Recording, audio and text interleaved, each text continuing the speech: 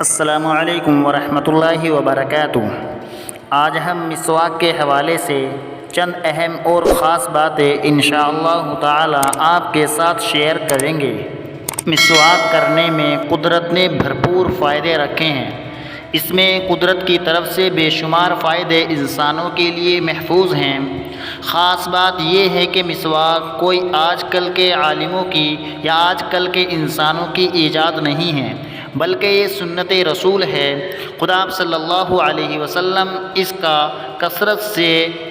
استعمال کیا کرتے تھے، اور آپ صلی اللہ علیہ وسلم صبح جب بیدار ہوا کرتے تھے تو بیدار ہونے کے بعد سب سے پہلے دعا پڑھتے تھے، الحمدللہ الذی احیانا بعدما اماتنا والیہ النشور۔ یعنی آپ صلی اللہ علیہ وسلم بیدار ہونے کے بعد سب سے پہلے اللہ تعالیٰ کا شکریہ ادا کرتے تھے کہ تمام تعریف اس اللہ کے لیے ہیں جس نے ہمیں مرنے کے بعد دوبارہ زندہ کیا۔ یعنی جب ہم سو گئے تھے گویا کہ ہم مر گئے تھے۔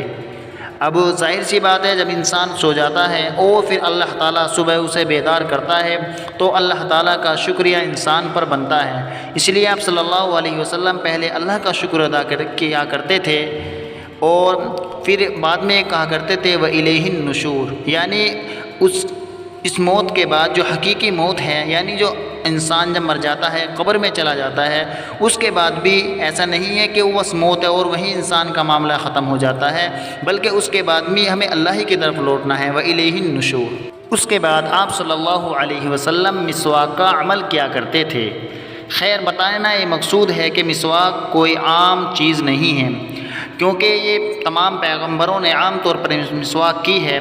اور ظاہر سی بات ہے پیغمبر ایسی چیز کو کبھی نہیں کریں گے جس میں 1% بھی نقصان کا پہلو ہو، کیونکہ پیغمبر جو کام کیا کرتے ہیں ان کی حدود اور ان کی اجازت اللہ تعالیٰ کی طرف سے ملی ہوئی ان کو ہوتی ہے، اور اللہ کی طرف سے ان کی رہنمائی کی ہوئی ہوتی ہے، وہ اسی کام کو کرتے ہیں۔ لیکن اگر ہم میں سے کسی انسان کے ساتھ مسواک کرنے سے اس کا نقصان ہو جائے تو اس کو نہیں کہنا چاہیے کہ ہم نے مسواک کی اس کی وجہ سے ہمیں نقصان ہوا، بلکہ ہو سکتا ہے کہ مسواک کرنے یا مسواک سمجھنے یا مسواک کے طریقے میں ہم سے کوئی خطا ہوئی ہو، اس وجہ سے ہم نقصان اٹھا بیٹھے ہوں۔ خیر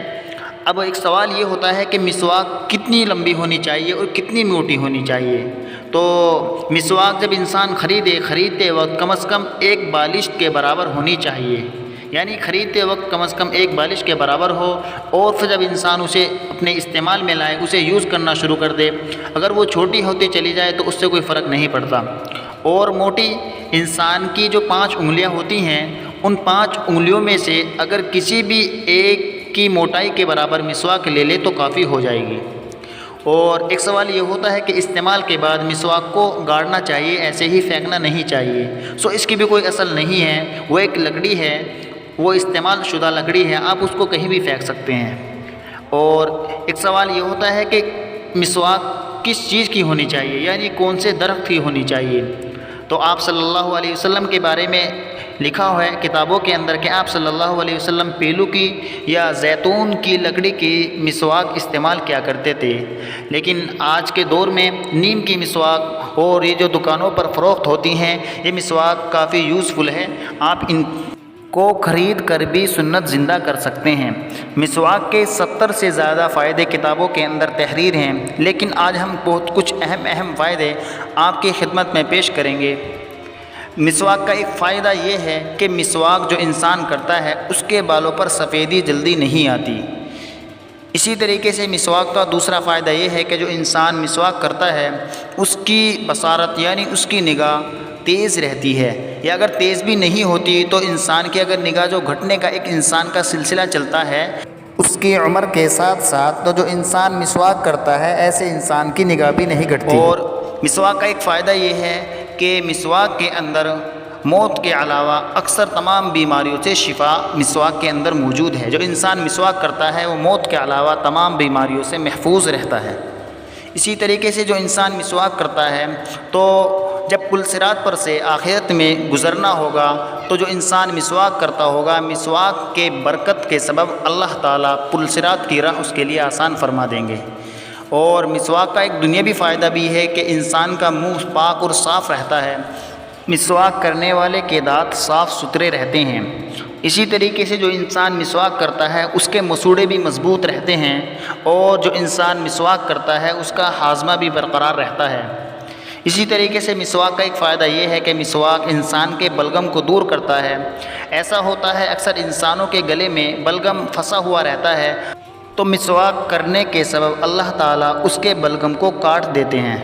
اسی طریقے سے مسواک کا ایک فائدہ یہ ہے کہ زبان کے اندر فصاحت پیدا ہوتی ہے۔ جب مسواک کرنے کے بعد انسان کوئی کلام کرتا ہے تو اس کی زبان سے ایک شیرینی سی مہک ٹپکتی ہے، اس کے کلام کے اندر ایک فصاحت سی پیدا ہو جاتی ہے۔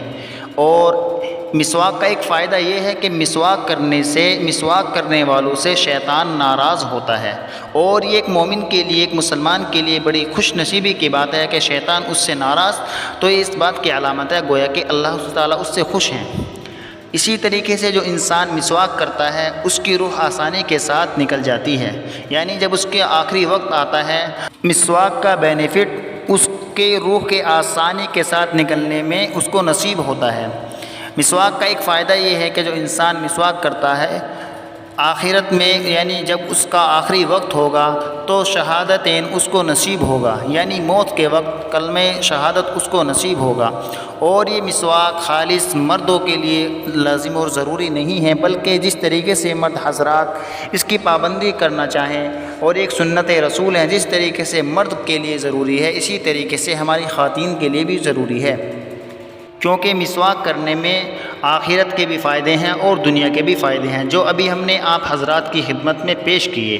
اور اس کی اہمیت کا اندازہ، یعنی مسواک کی اہمیت کا اندازہ اس بات سے بھی لگایا جا سکتا ہے کہ جب آپ صلی اللہ علیہ وسلم کا وقت قریب تھا، یعنی آپ صلی اللہ علیہ وسلم کی وفات بالکل قریب تھی، اور آپ صلی اللہ علیہ وسلم اپنے مرض وفات میں اپنے بستر پر لیٹے ہوئے تھے، تو حضرت عبد الرحمن بن ابو بکر رضی اللہ عنہ کے ہاتھ میں آپ صلی اللہ علیہ وسلم نے مسواک دیکھی تو اسے غور سے دیکھنے لگے۔ حضرت عائشہ رضی اللہ تعالی عنہا سمجھ گئی کہ آپ صلی اللہ علیہ وسلم کو مسواک کی خواہش ہو رہی ہے، تو حضرت عائشہ رضی اللہ تعالی عنہا نے اپنے منہ سے چبا کر کے آپ صلی اللہ علیہ وسلم کو مسواک کرائی، یعنی اس سنت کو آپ صلی اللہ علیہ وسلم نے اپنی آخری وقت میں بھی نہیں چھوڑا۔ اس بات سے بخوبی اندازہ لگایا جا سکتا ہے کہ مسواک کتنا اہم ہے ایک مسلمان کے لیے۔ خیر، اللہ تعالی ہم سبھی کو، تمام مسلمانوں کے مرد و خواتین کو اللہ تعالی مسواک جیسی سنت کی پابندی نصیب فرمائے، اور اللہ تعالیٰ کہی گئی تمام اچھی باتوں کو عمل میں لانے کی توفیق عطا فرمائے، اور دین اسلام کی صحیح فہم ہم سبھی کو عطا فرمائے، آمین یا رب العالمین۔ صدقہ جاریہ کی نیت سے اس ویڈیو کو آگے بھی شیئر کیجیے، شکریہ۔ السلام علیکم ورحمۃ اللہ وبرکاتہ۔